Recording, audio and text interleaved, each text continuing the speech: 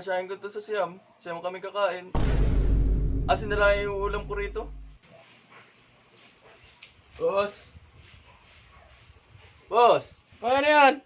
Long time no see. Ano? Ano raw? Di mo nakikilala? Di mo tatandaan? Ano kailangan mo? Ay, matagal mong customer dati ah. Ha. Ngayon ka lang napabalik Ano, ang bibili mo? Boss, bibili ang bigas. Meron ka dyang bigas? May bigas dito. Boss, pabili nga. Halagang 20. Ay, balita ko mura na daw po ang bigas ngayon. Halagang 20 na lang. 20? Oo, boss. Boss, oh. Teka lang wala ako. 20. Meron na 20 ang bigas?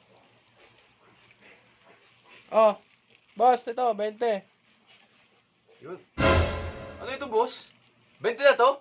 Oh, 20 na yan. Kaya na ang 20 to. Boss, parang awa mo na. Siyam kami maghahati-hati dito. Eh, wala tayong magagawa niyan, boss. Mahal ang bilihin ngayon. 20 pesos? Ay, ganito na lang, boss. Total, papagkasyahin ko to sa Siyam kami kakain. Asin na lang yung ulam ko rito. Papagkasyahin ko to sa Siyam kami kakain. Asin na lang yung ulam ko rito. Ang... Asin, meron din kaming asin. Boss, talagang 5 piso ba? 5 piso yan, 5 piso. Meron di ba? Meron, Yan, yan. 5 Baka piso. dyan po.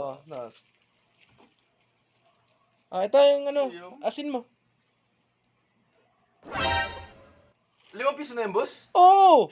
Sabi ko sa'yo, mahal na ang bilihin ngayon 5 piso? Mapapagkamanan pa akong adik nito eh. Ay, wala tayong magagawa dyan, boss. Ganyan na ang presyohan ngayon Okay naman, boss. Ganito nito? 20? 5? Oo, wala tayong magagawa, boss. Mahal ngayon ang bilihin. Mataas ngayon ang mga presyo ng bilihin. Kaya, kailangan din naman namin kumita Sige, boss. Mapapagkamanan pa akong adik nito eh. Salamat. Adik ka naman talaga Sabi mo pang napapagkamalan. Hindi nga po ng lambanog. Lambanog. Ilan po? Lahat yan.